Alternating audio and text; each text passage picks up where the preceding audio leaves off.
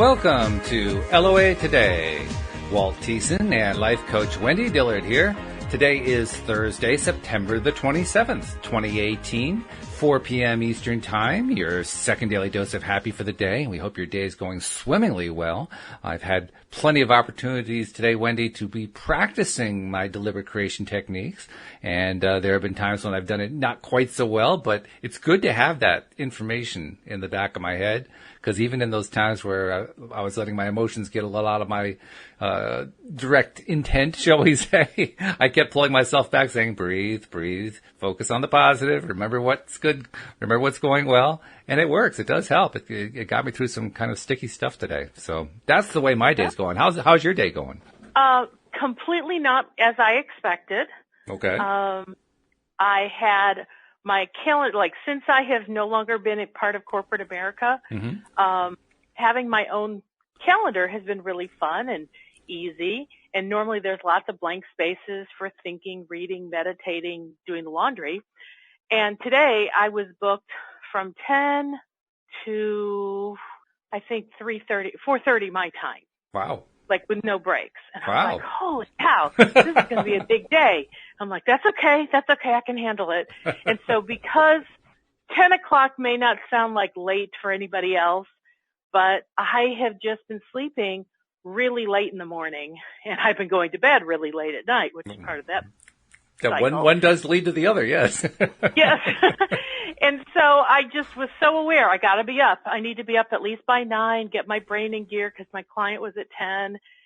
And so finally, I don't get out of bed until like 9:45. And I check my email, and there's a note from my client saying, oh, I'm so sorry. But, of course, she sent this at like 6 a.m. my time, but I didn't see it. She had apologized that she had something on today's calendar. Could we shift it to tomorrow? You know, I'm like, oh, okay, well, that's good. Breathing space. So part of me was thinking, oh, good, because I slept longer than I intended, and I don't know that I was mentally ready. Mm-hmm.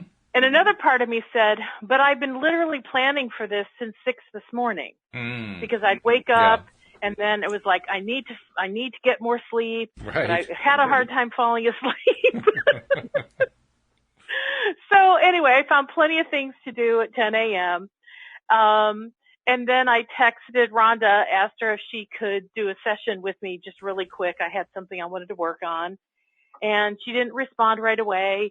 So I got involved in some other things that were on my to-do list. Mm-hmm. I'm like, okay, all is well. So I go back and I check my cell phone to see what's up with Rhonda. Well, she had responded immediately. Wow. But this new phone of mine is different than my old cell phone, where the old cell phone gave me a ring every single time a new message came. Ah. Well, this phone, if you keep the conversation thread open, it doesn't make a notification sound. Interesting. So I had forgotten to click one button so I'd be out of the thread. Yeah. And so then I got back with Rhonda. She and I did our thing. It didn't take very long. And then I'm like, okay, on to the next something I had, which was I had some software stuff you and I were going to work on. Right. And so I'm like, okay, well, where's Walt? Well, he's not getting back to me. So then I picked up the phone and called you. I heard in your voice the sound of, I have so much on my plate. That's pretty much what it was. I was pretty stressed at that point. That was literally, I mentioned how I was trying to apply the ideas of deliberate creation. I was like taking breaths and then doing the next part. Energetically, I sensed your hair was on fire. It was that level of mayhem in your world. So, boom, got off the phone with you, and I went, okay, well, that just freed up an hour. Plus, I had a 30-minute buffer. I'm like, all right, what to do next? So I was, doing some stuff at my desk. And then I had this webinar that I was going to try to squeeze in before our call today. Oh. And so I get on, and, it just won't connect. The little ball keeps spinning round and round, And then I get an email, and I realized that I misunderstood the time zone. I translated in my head but didn't translate correctly. Oh, yeah. The webinar actually didn't start until the same time we're doing our podcast. Oh, no. So that released yet another hour. Yeah. So and I just laughed. a packed day got really free really fast. Yeah, my packed day turned out to be just the podcast. That's it. That's the only scheduled activity that actually sticks. And laughingly, because you're still having a technical issue, the show's not actually even live. I know. Oh, this has been a time and a half, I tell you. It's been really interesting to see how to experience directly how my vibration interacts with what's going on, because I can see the ebbs and flows directly related to how I'm feeling. And, that's why I've been really so focused on trying to stay as good a feeling as I can, because I've had so much stuff I've been dealing with. Sometimes I kind of, fell off the wagon, so to speak, and, oh no, slow the vibration down. Take it easy. Don't get so angry there. Calm down. Find the silver lining. It's got to be there somewhere. But it's been that kind of a day. Oh my goodness. And also, you know how these things do spiral, right? They turn into like a momentum thing. The momentum actually started, believe it or not, on Monday with a phone call that I took out of the blue from a client who basically got on the phone and started yelling at me, which is not the nicest way to take a phone call. What a lovely way to start a Monday. It's great. And I'm sitting there and I'm thinking, who is this guy and why is he yelling at me? Because I knew nothing about the account at all. Nothing. I had seen the name go through billing. That's all I knew. And he's yelling at me about this, that, and the other thing that we did wrong and how terrible we are and all this. And I'm saying, holy crap, what did we do wrong here? And I'm trying to get a worded edgewise and so forth. Well, bottom line is that helped get the spirals going. And I've been trying to reverse that spiral for the last few days with only limited success, because it was like, you know how it is when the spirals get going. You get another thing coming at you, and then another thing, and another thing. And that's the way it was going. So it was like one opportunity after another. Okay, take a breath. Can you slow down? Get yourself into a good feeling place. Whoops, here comes the next one. Take a breath. Can you slow? Whoop, here comes the next one. Whoop, here. It was that kind of a thing all week long. And it culminated today. So when you, literally, your metaphor was good. My hair was on fire by the time Thursday came around. I'm trying desperately to like slow down and say, breathe, slow down. Oh my goodness. Wow.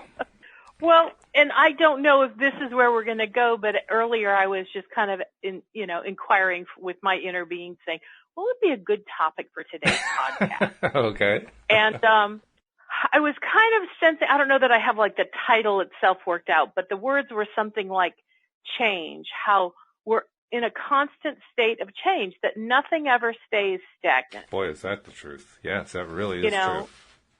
There's always motion, and there's the kind of change that comes minute by minute, but then there's also the change that comes on a bigger level, like me leaving my job and moving into a new career, and then there's smaller changes, but like there's always something going on that requires change. And it's really necessary that we kind of stay nimble and ready to kind of flow with the change, because otherwise, if we don't go with the change, we become our own log jam. This is true. I experienced that directly this week. That was exactly what I was experiencing.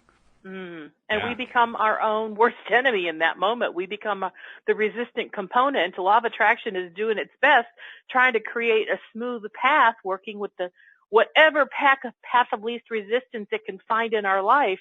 But if we aren't going with it, things just get really bumpy. It's true. It's exactly what it was. It felt like a flight with a lot of turbulence. That's the way the last 4 days it felt. Wow. Yeah. Wow. Well, that's interesting. So I'm going to announce the change that I'm making on the podcast. Is that cool? Yeah, go ahead. Sure. Okay. Because there's change in that respect. So it was well over a month ago, after I had left my job and I was doing my own thing, I was sensing the desire to have my own podcast. And I've been listening to so many other people's podcasts, and I've been making a lot of connections with people on LinkedIn. And I noticed how many of them have their own podcast. Mm-hmm. And I just thought, gosh, that's really a powerful thing for a company to have their own brand of having a podcast. And so that was kind of where it started, like, wow, I think I do want to have my own podcast. And I was kind of getting an inner sense of that's the right direction for me. And, but I have my own personal thoughts and opinions about that, and what will I do and how will I do it. And I've said to you personally before that, I'm most comfortable in any kind of conversation or in sharing any kind of information when I'm in a conversation with somebody where it's not just me alone. And, I love the back and forth that you and I do. Oh, yeah. It makes it so much easier. Yeah, no doubt. Even though there are times that I know it seems as though you're not necessary for a few moments because I kind of go on and on and on, and you probably put the phone on pause and, go take a coffee break. And Well, not quite, but I take your point. Well, and so I thought, oh my gosh, this is a little bit of a scary endeavor, because if I decide to go solo, and that's what I was sensing, I kind of have to get over my discomfort of being alone. Even though I have so many friends that have radio shows that they do it totally by themselves and they do it week after week with just flawless. And I'm like, that's just not my thing. But when it comes to change, I realize this is to stretch me. This is to take me to the next level of my growth in my professional development. And so it was ironic as, I'm like, oh, how do I bring this up to Walt?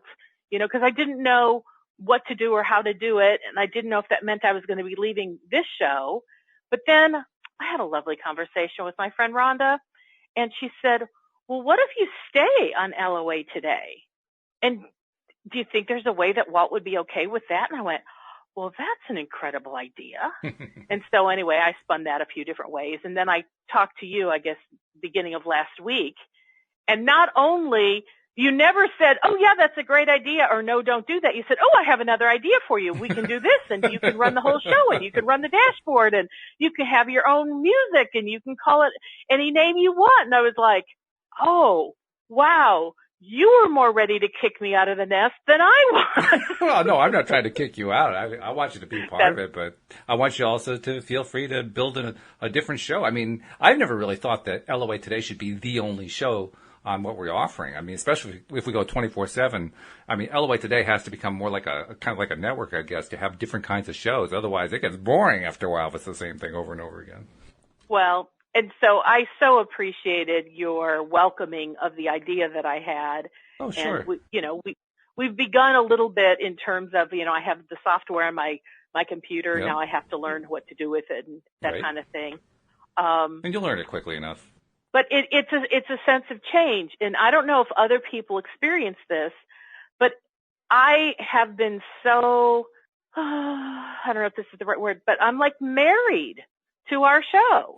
This is a big part of my life. Yeah. Well, it's a big part of mine too.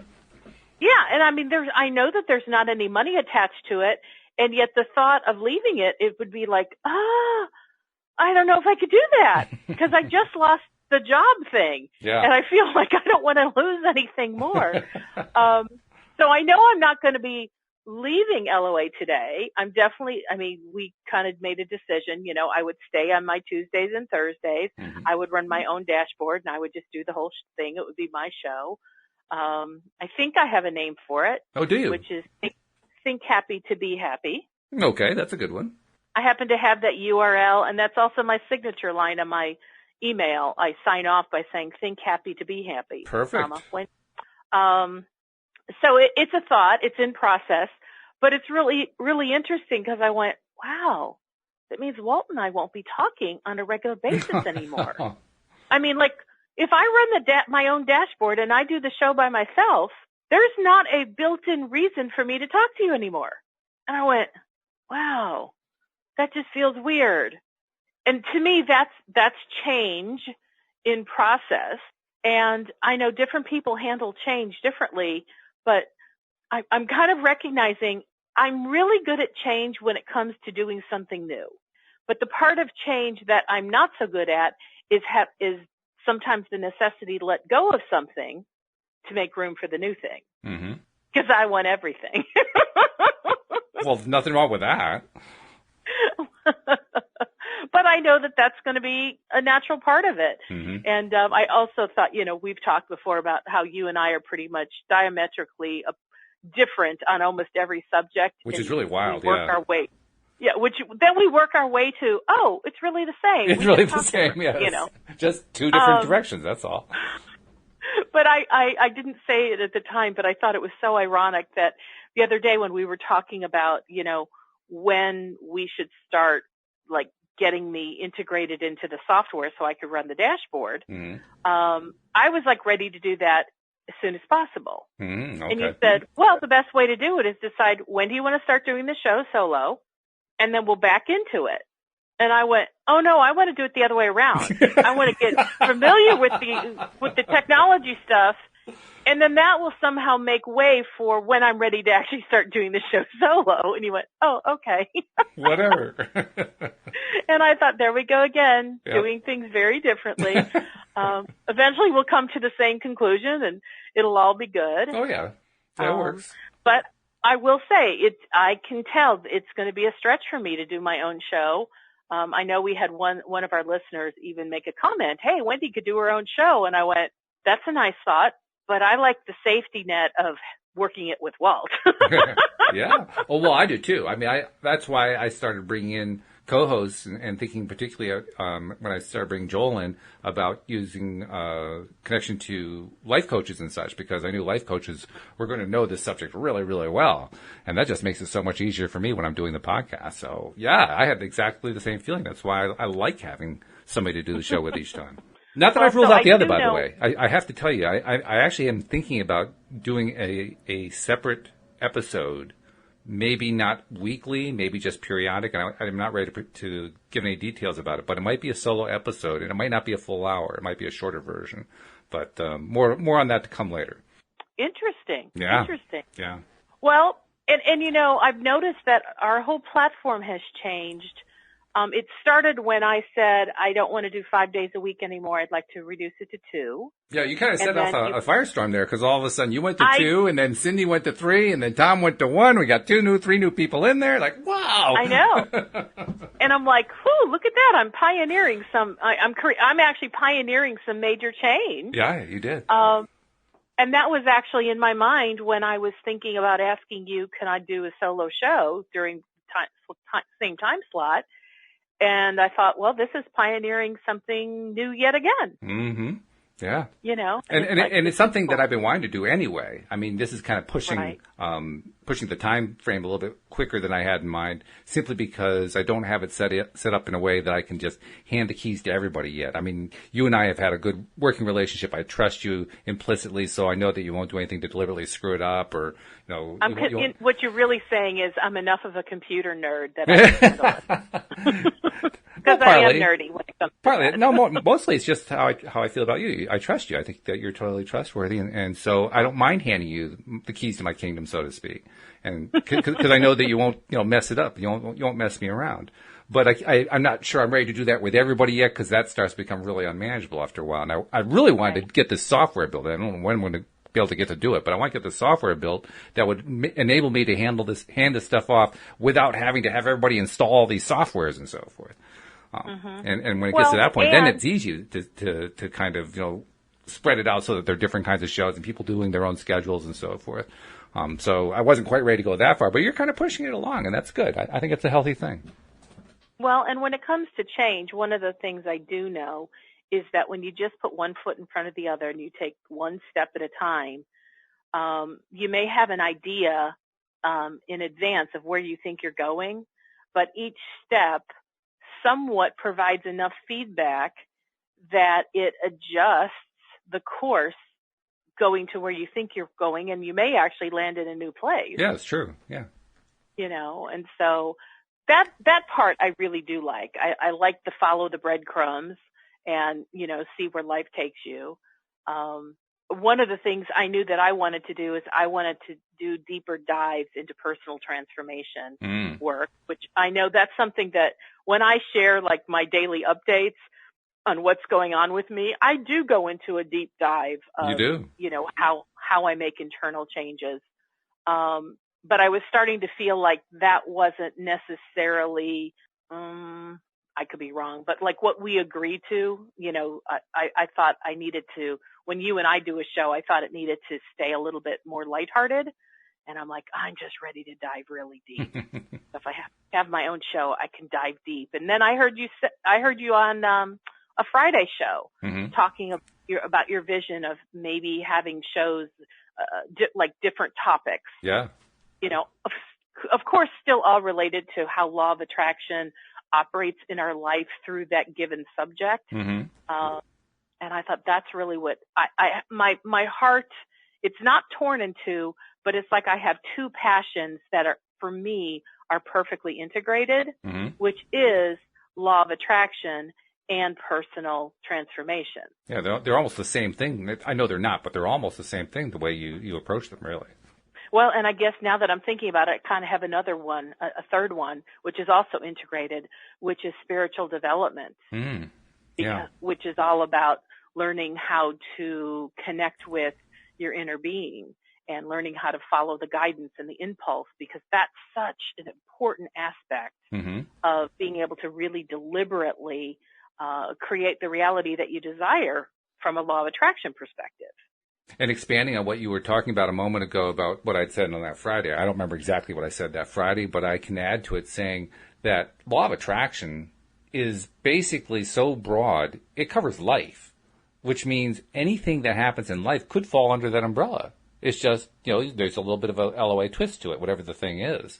So I see it going to the point where, I mean, we could have shows that are vastly different from each other, shows that it almost makes you wonder why they're on the same network. And then you realize, oh, well, they're all talking to some degree about LOA as well. Right. Yeah. Well, and I've heard you when you've talked to some, I want to say it's Linda, she has brought in a much more metaphysical modality aspect. Her whole energy thing is really different. Yeah, I mean, that's stuff that I started studying 20 plus years ago. I'm completely familiar with it. Mm-hmm. I was at first really surprised that you were comfortable bringing that in, but I'm thrilled that you are. Because I think I told you, I can talk all that same lingo because I know those modalities. I know that work. But I purposely choose to speak in a way that is much less metaphysical oriented in terminology, and stick with either Abraham law of attraction words, or sometimes I even adjust those words because I like to be able to talk to mainstream America. Yeah, well, I do too. Humanity, I find myself doing a lot of translating. Cindy and I were finding that. Cindy and I have been looking at Neville Goddard's work. And boy, do we do a lot of translating there. I mean, some of it, she'll read a passage and I'll say, what on earth did that mean? And I have to turn it into modern English just to make sense out of it, let alone, communicate it to the rest of America or the world for that matter. I'll be honest with you. I've heard people talk about Neville Goddard on numerous occasions. But he is not somebody that I'm not familiar with his work at all. Yeah, I haven't been up until the point that Cindy introduced him to me, and he's got some good stuff. Is he still alive? Is he still alive? No. He passed, I think, in the 1970s, 1980s, something like that. I can't remember exactly when. Okay. But his another show. It might have been a show you were doing with Cindy. I heard something about him, and the way you were referring to it made me think he wasn't still alive. Yeah, because he did the main part of his writing he did from like the 1930s to the 1950s, early 60s. So yeah, he's an earlier generation. Yeah. Wow. It's also fascinating. And I just feel like where I am right now, I'm sitting like on the top of something where looking in a 360 direction. There are so many possibilities open to me. And so I feel like everything is changing. What a nice place to be, though. It's all for the good. It's all in a good way. What a good place to be. I mean, because that's really where we want to be, all of us. That's living an abundant life. When you can just basically sit back and say, I'll take that, and I'll take that. No, thank you to that, but I'll take that. And you're just selecting from the entire panoply of possibilities. That's fabulous. Mm-hmm. Well, many years ago, I remember Abraham talking about, and they still say this, but this is when I heard it, how workshop participants would come and they'd want to work on what, the biggest, baddest, hairiest issue that they had in their life. Right. And Abraham would say, you're new to law of attraction. Yeah, right. Something small. Right, exactly. Yes. Now, I'm at a different level. I'm not a newbie by any stretch of the imagination. I know that I have great mastery with law of attraction. And back in January, when I set forth to deliberately create something where I could watch it and have a sense of start, middle, and end.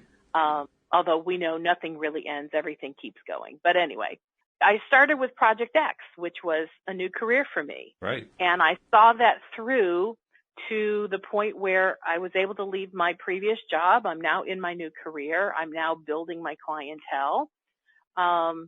I see the vision expanding for what I want to do with my business. But ironically, my career moving into the personal development, personal transformation space was not one of those things that Abraham would talk about as start with something small. Yeah. This to me was something I've desired for over 20 years and somehow failed to actually make it show up. Or another way to put the same thing is you started small 20 years ago. You built it up to the point where you're ready to go big, and now you went big. But you did start small. You started with a single idea, and it took 20 years for it to develop. Well, but the reason I mentioned the time element is and the reason I say that, and I failed to manifest it many times is because every time it didn't show up when I thought it ought to have shown up, added a giant piece of resistance in my life. Yeah, I know that one. I do that one well. Added a lot of disappointment and a lot of, I don't understand this. And this is long before I even knew law of attraction. And so even when I started to learn law of attraction, I was still trying to make this happen. But I had so much resistance on the trail and there was so much momentum in the resistance that by the time January rolled around of this year, and I made the commitment that I was going to make this happen deliberately, it's because I knew that I had developed enough faith in law of attraction principles. I have enough knowledge and wisdom and experience that I knew that I could course correct as necessary without feeling like, oh my God, what's wrong now, and quit. I knew this time I could see it through and nothing was going to stop me, nothing at all. And so to me, my new career is still unfolding. Leaving the old job, that was like the big first hurdle. Right. But now developing the new business is, taking on a whole new life of its own. And I will continue with this. I am committed to it. And especially because I no longer have the safety net of a job providing a paycheck. Yeah. My safety net is the guidance that I follow on a regular basis. And so that's actually very fun for me. But in addition to that, I decided, a number of months ago, it's time to take on Project Body and then Project Relationship. And so those were the three that at an Abraham workshop, Abraham would say, oh, please don't bring your big bad stuff. Just start with something small. But like I said, I knew that I have had mastery with law of attraction. So I knew I was ready to commit to the big stuff. Well, I think also it was appealing to you, wasn't it? I mean, I remember when you first introduced Project X here on the show and even privately in our conversations, you were psyched for it. I mean, you were just pumped at the idea of doing it. It wasn't something like you had talked yourself into it or something like that. No, not at all. You had worked through a lot of that resistance that you had built up over time. You had actually gotten a lot of that out of the way. So now you were like, oh, open the starting gate. I'm ready to run. Well, and even with Project Body, Project Relationship, I'm like, I'm not letting anything stop me from these things anymore. Because, I don't like to use the cliches, but yet they're there. I'm not getting any younger. And when would now be a good time to start living the rest of my life in a way that's joyful? And I'm like, now, I'm ready now. So I'll just kind of give you a little bit of what's been going on. First of all, Project Body is moving faster than I ever thought it could. Wow. New ideas, new awarenesses, both with learning knowledge and then having that spark internal stuff for me where it becomes an epiphany and I'm receiving, I guess we could call them affirmations or phrases to focus on. I've been getting so many memories of things that happened once upon a time in my life that actually was, let's say, the onset of certain behaviors that I have right now in terms of food. And I'm reframing them and changing them. And I'm having a blast seeing how things are different. And I'll give you one example because I'm sure somebody can relate to this. So I went to my niece's bridal shower last Saturday, and at the dessert, instead of it being a cake where they cut it up, it was, I don't even know, cake balls, I think is what they were. Okay. It was like a cake batter that was baked, and then it was covered with some kind of wonderful chocolate, either white chocolate or strawberry creamy something or dark chocolate. But it's like each one, you could just pick them up in your hands. And it was almost like having a decadent candy, but it was a cake. Yeah. Okay. And so I remember, I took 3 of them. They were small. I took 3 once so I could have one of each flavor. And I bit into the first one, and it was the vanilla one. And I thought, well, I love the vanilla chocolate on the outside, but I really didn't care much for the cake. And I didn't even like the texture. I don't know if it was meant to be kind of doughy like.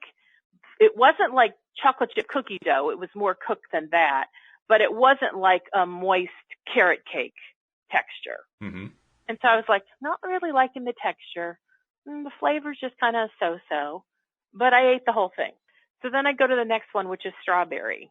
Same thing. Love the outside candy coating part of it. Oh, yummy, yummy. And I'm biting into it. My sister's like, oh, the strawberry's the best. Don't you love it? And I'm like, yeah, it's good. But it wasn't great. But I ate the whole thing. So then I get to the chocolate one. And I love the chocolate coating on the outside. But really wasn't thrilled about the inside. Okay. But I ate it anyway. So it was the next day, because, that day was just filled with people, and I didn't have time to have my own private thought if I even wanted to. Yeah. So the next day, I was just kind of like reminiscing on how the shower went. And I was thinking about the dessert. And I went, you know what? I'm still thinking about it. I wished I didn't eat that. But even though I had the thought at the time, like, you don't have to eat it if you don't like it, there was kind of a pre-programming of, well, I'm doing it anyway. Yeah, sure. I understand. And so I was just asking myself questions like, really, Wendy, did you have to eat it if you didn't even like it? I mean, you're not only, and I don't care about the calories, but I was just thinking in terms of my body is having to process this thing through my thoughts of, I don't even like this. Yeah.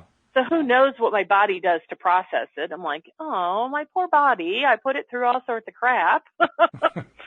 And I thought, I can't say I'm like at the bottom of like what the messaging was that caused me to feel, if food's put in front of you, you have to eat it completely. Because I don't have the thing like, oh, there are starving people in another country, so you can't, you have to eat everything off your plate. I don't have that belief system. Well, that's good. But there's something that triggers the need to finish everything. And so I went into my own mind. I was, the thing I do when I wake up in the morning, I think of something I want to play with.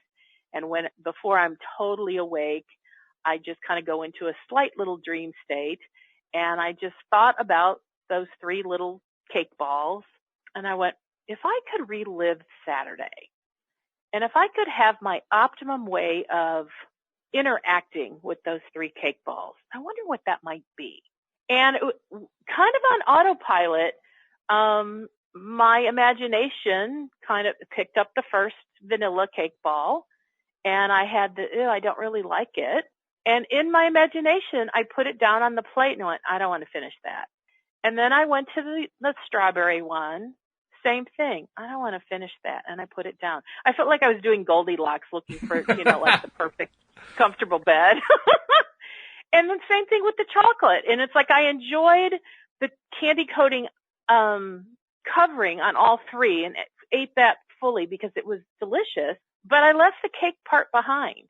And then in my imagination, I stared at this plate of these 3 bit into cake balls that I was just going to leave there.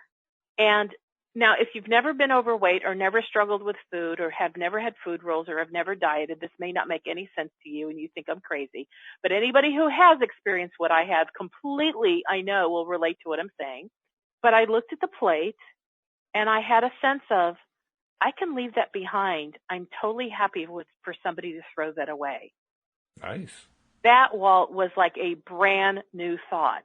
Brand and new. The fact that the fact that I felt good about someone's going to throw that out was like exciting to me. Wow.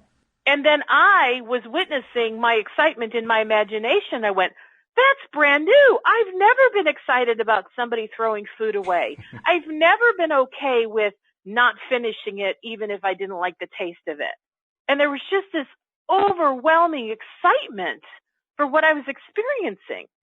So eventually I wake up and I go through the day and I just keep going back, this imagination of these 3 bit into cake balls sitting on my plate just kept showing up in my mind's eye. And each time I saw it, I got re-excited about how fun it is to know that I was able to do that. Now, we know I haven't done that literally yet, but the fact that I was able to imagine it, you know, what we know about law of attraction is that's where things start. When you can think a thought and you can have a powerful feeling, law of attraction will respond to that. Yeah. And I'm like, wow, I've just begun something new in my life. That's nice. This is a change that I welcome because there have been certain kinds of visualizations I've never been able to conjure up before. And to conjure the thought of leaving food on a plate made me so anxious in the past. That just was not an option. Yeah. Well, but I saw food left on the plate, and it feels good to me. That's nice. This is a big change. I'm actually thinking about calling this episode Wendy and the 3 Cake Balls. There you go. Right? In honor of Goldilocks, right? You got it. This cake ball is too hard. This cake ball is too soft. Yep. But none of them were just right. Not just right. Yeah. That's the one part that's wrong with the story. But oh well, that's all right. We can live with that. Abraham likes to say no metaphor is perfect. That's right. But this is one of many imaginations and reframing visualizations that I have created for myself. I just wanted to tell you that one because I thought it was the most fun and easy to understand. Yeah, it's a good one. But I've had a number of them, which has elevated my knowingness, not my hopefulness, but my knowingness that Project Body is as in process as Project X was before I ever left my job, when I was just knowing it was coming and knew everything was lined up for me. And so now Project Body is there. Yeah, and taking on a big role, which is pretty cool. Yeah, it is very cool. The underlying story, though, I think is the coolest one. And it's the one that I know you're definitely aware of it because you live with it every day, but I'm aware of it just having listened to all these stories that you've told about these 3 projects over the last, 8 months, something like that, about how as you've been going through this whole process, I continue to be just plain amazed at how frequently and how clearly and how well you communicate with the other part of Wendy inside of you. So consistently. I'm just really so, I don't know if I can express how impressed I am. I'm really impressed. And I'm grateful, appreciative, and love that you say that. And I think that's why at the beginning I tagged on the 3rd component, law of attraction, personal development, and spiritual development. Oh, yeah. Yeah, absolutely. Because that's where that piece falls. Yeah. And that's something I've been doing for decades. And the connection I feel with my inner being is just amazing. Oh, by the way, I have a client who calls her inner being the divine. Oh, and that's that nice. one really, I really like that. I have some people who call, because like whenever I work with someone, I'll say, tell me what you call this part of yourself. You know, some call it their higher power, some call it the universe, but I love the one client that calls it her divine. Yeah, it's good. Like, oh, I love that one because it is divine. So then I'll give you a little bit of a sense of where I am with project relationship. Oh, okay. So I don't think that this one started with anything more than like a dream sequence. Again, I woke up in the morning, but I just kind of naturally floated to a memory of a guy that I dated in my mid-20s. And the breakup was really uncomfortable for me to the point where I cried for 56 straight days. Yes, I counted. Wow. It was a very hurtful hardship for me. Yeah. And even though I'd say on many levels, I have moved past it. That particular man even came to me in spirit one day when standing in my kitchen, and I heard him so clearly, and I didn't even know I could hear from those who had transitioned. Mm-hmm. But the reason I knew it was him is because he was a singer. And I remember 2 years after he had actually passed away, 2 years after he passed away, I was so aware that I couldn't conjure up the sound of his voice anymore, his speaking voice nor his singing voice. And I was so sad. And I didn't have anything that was recorded of him. He just had this voice that made you swoon. It was just this beautiful, beautiful voice. Wow. And so when he came to me, he said, now go be with the one you're meant to be with. Oh. I knew it was him because, like I said, I recognized his voice. But at that point, I hadn't dated in 11 years because the pain of losing him was so great. Because he was somebody who we felt like we would be together forever. And so when that didn't happen, there was just this giant, I can't move forward. No matter how much my friends said, oh, you need to go out there and date. It was like, no, can't. Because I knew I'd compare everyone to him, and I wanted him. So it would be so unjust to anybody I would go out with because I'd be constantly going, you're not him, you're not him, you're not him. So anyway, when he told me that allowed me to move forward, and I shortly thereafter, met my husband. So anyway, in my dream state the other day, I saw him, and it was kind of like it took me back to the point where our relationship fell apart. And all of a sudden, I was like on his side of the world, and I was thinking through his mind instead of mine. And I had awarenesses of what he was going through that he never spoke it to me. And I'm such a big communicator. The thing that made our breakup so devastating is because there was no communication. Oh, wow. It just ended. Ooh. There was no more talking. There was no more communicating. There was no more calling. There was no more dating. It just was over. Wow.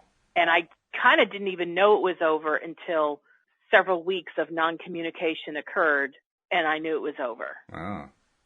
And so coming to the realization it was over without someone saying, okay, we're done, was really freaky to me. Yeah, sure. It would be freaky to anybody. He went through some major health scares.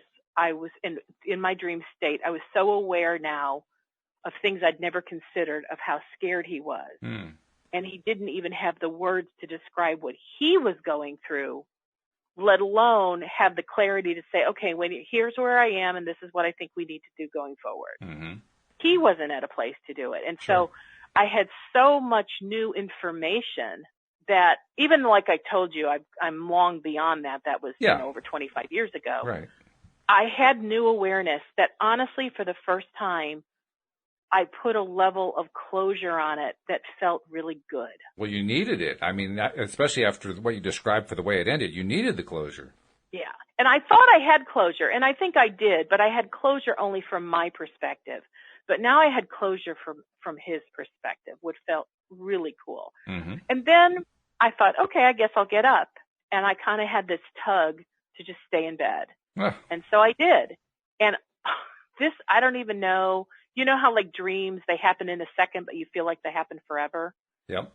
That's how I was in this state that I was in the other day. And I think I went through at least 6 relationships that I have had in my life and reworked them, retold them, reprocessed them, found new pieces of understanding.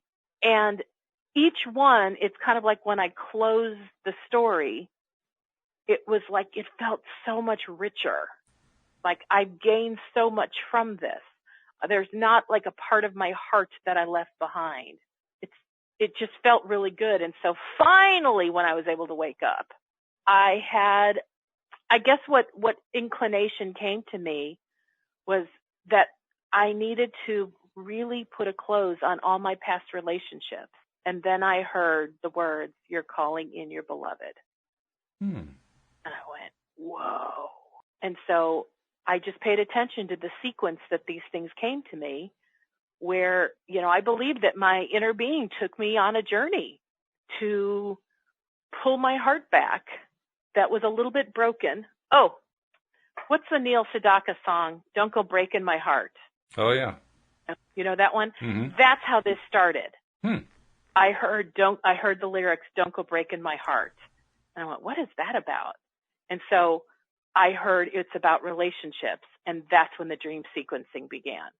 And remember how I said last time how my inner being loves to use song lyrics. Yeah. And so when this was all over, I was so aware my heart is not broken. I have put my heart back together. I'm totally, when it comes to relationship, my heart is whole. My heart is open.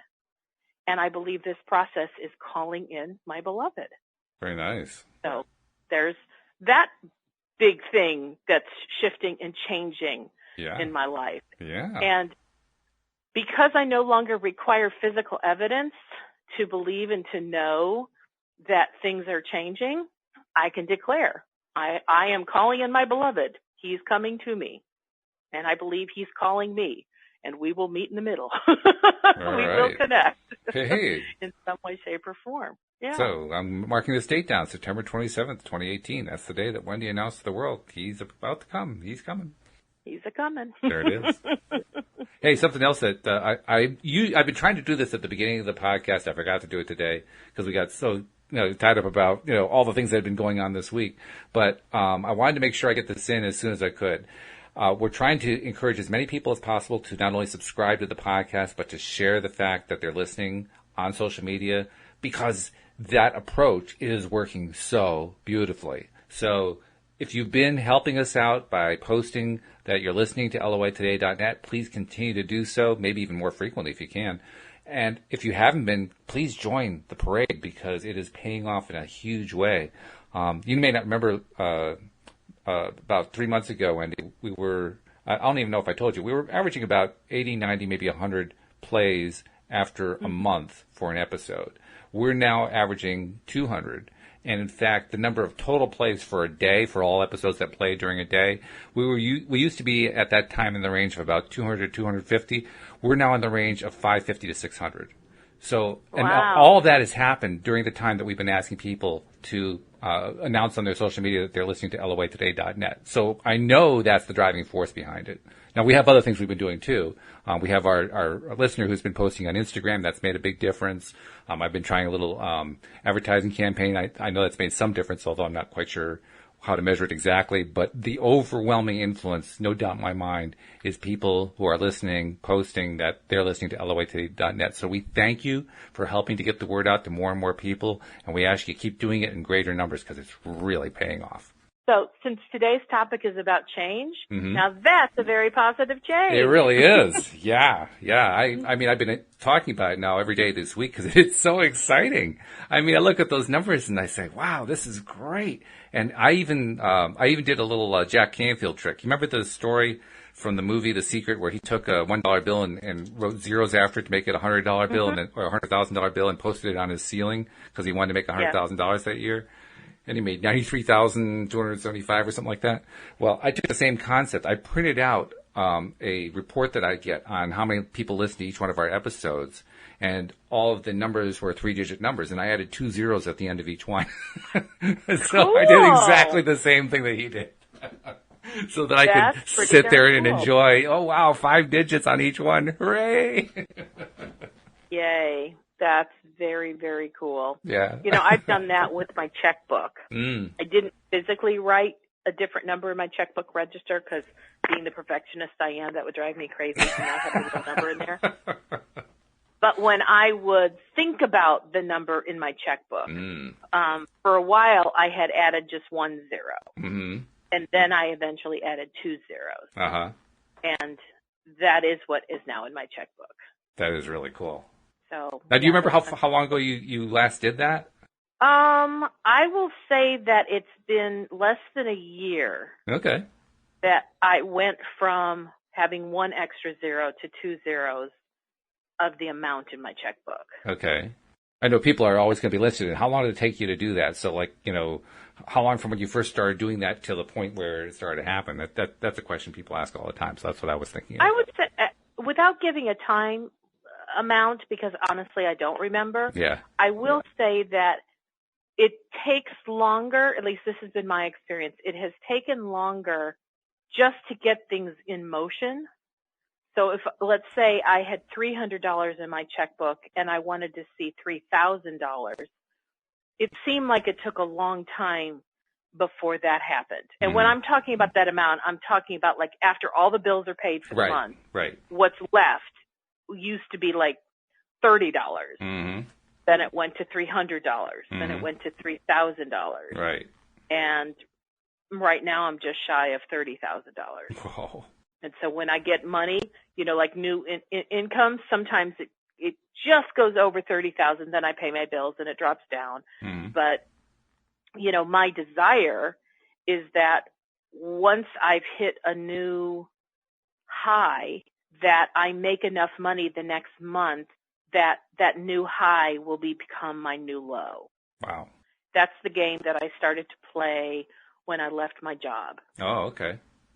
So that's pretty recent. That I will never see a decrease, that the amount of money I had in my checkbook when I left my job, it will never dip lower than that amount. And then each month, whenever I reach a new high, my intention is for that to become my new low. And that's the game I'm playing. And I have already seen an increase for this month where my new low has gotten higher than it used to be. That's nice, especially considering, let's see, we're at the end of September and you left your job in August, I guess it was? August 17th. August 17th. That's a pretty quick return on investment right there. Yep. Wow. Yeah. And this month alone, in the month of September, I have made more money with client services than I ever have in any one given month in my entire life. Wow. Congratulations, by the way. That's fabulous. Thank you. It's very cool. Yeah. It kind of blows my mind how it's happening, but it's what I had been focused on. Remember I said when I exit my, day job, my money will not stay stagnant and it will not take a dip, but it will start soaring high. So I got to ask you something, okay? Because this is a kind of answer that I've been expecting from you because you give it so often. I wonder if you're going to give it in this case.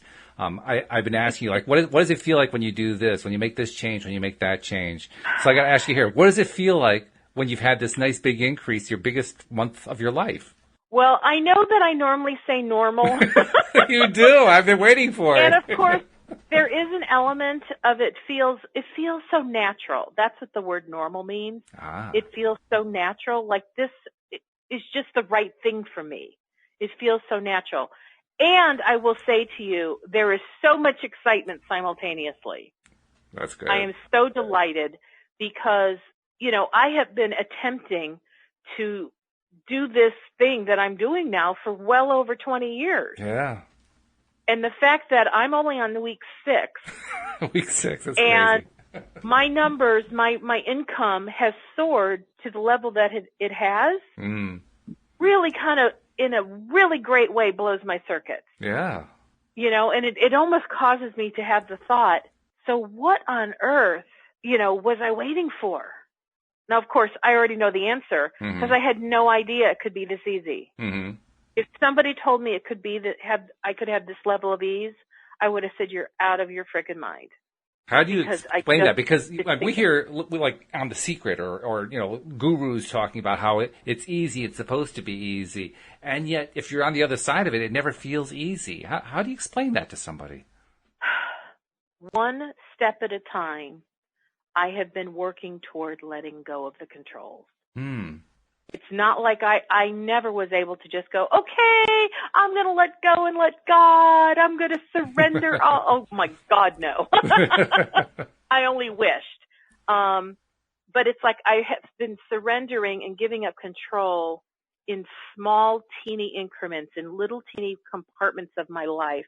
And then when I felt like, I did let go of that, Nothing fell apart. No one died. Nothing got set on fire. The house didn't explode. The universe really is taking care of that pretty nicely. I am receiving guidance when it's necessary in that one little area of life. And then I would feel guided to let go of something else. And I did it, like with my nails in the wall going, no, I mean, trust me, my inner being had to yank me, pull me through some stuff because holding on to control has been such a big part of my life. But as I have been letting go, the level of ease and flow and synchronicity that I've experienced is profound. And I'd say where I am today, I know there's still areas that I'm still trying to control. Don't get me wrong. Sure. But there's so many areas of my life that I really have found a comfort level in letting go of control that kind of as an accumulative effect, it's making life feel really easy by comparison to the difficult that I used to do. Well, Mike Dooley, he does his notes to the universe every day, and he has a note today that may tie into this. It sounds like it does on the surface, so I'm going to put it out there and get your read on it, see what you think. It says, yeah, I know it sounds like a good idea to the New Agers, God Squads, and Holy Rollers to turn things over to the universe, but I'm a little concerned that something important has been lost in the translation. How about you just turn over the hows to me and have yourself a little field day with the all things part? Read that little last part again, because I don't think I quite understood it. It says, how about you just turn over the hows to me and have yourself a little field day with the all things part, because the phrase earlier said, turn all things over to the universe. Like as in Mike Dooley was going to handle the house? No, the universe is taking care of the hows. HOWS. Okay. And what part was he keeping? Well, this is a note from the universe. So this is, in theory, this is not Mike speaking. This is the universe speaking. Okay. Oh, and the universe is saying, why don't you turn over the house? To the hows, HOWS, the how do I do it thing. Oh, I'm sorry. I kept hearing house as in like your home. Okay, right. The how-to. The how-tos. Wow. Right. Yeah. Sorry, that lost translation because I couldn't visualize the word. Yeah, it's easier when you read it. And you're right, I should have spelled that out a little bit more clearly what the hows is. But I still may not have gotten it, but that's okay. Yeah. It's so funny because I can remember at least 15 years ago talking to a friend of mine, and she would just be struggling with something, and I'd say, oops, stop. I said, you're trying to get into the how. That's not your job. You're fired. You're fired. You are fired. You are fired from the how-to. Right. That's the universe's job. You're fired. And so here I was saying that well over 15 years ago, but I wasn't in a daily practice of that. I was in a every now and a blue moon practice. Exactly. Of that. Yeah. I think we can identify with that. And then I'd be reminded when somebody in my life, I was playing the how-to police on their behalf, Yep. But I'd say since then, I have definitely practiced over and over and over the relinquishing of the how-to and feeling a comfort level in knowing it's well taken care of. That to me had been the most difficult part of this whole journey for me. It was kind of like walking on a tightrope without a net anymore. Like I'm just going to keep walking and I don't know how I'm going to get to the other side. And there's no safety net underneath me. And that scares me, but I've seen this work enough times now. I'm going to keep going. Well, we're going to have to cut it off right there because we're actually a little bit over. So I've got a little editing to do to bring this down to an hour. But this has been great. It's been a really good, as usual, a Wendy and Walt discussion that we don't know where it's going to start off with. But boy, does it go off in interesting directions. This one really did. So thank you for all the updates. That's been great. You're welcome. And we hope that you'll join us all next time here on LOA Today. Goodbye, everybody. Bye-bye for now.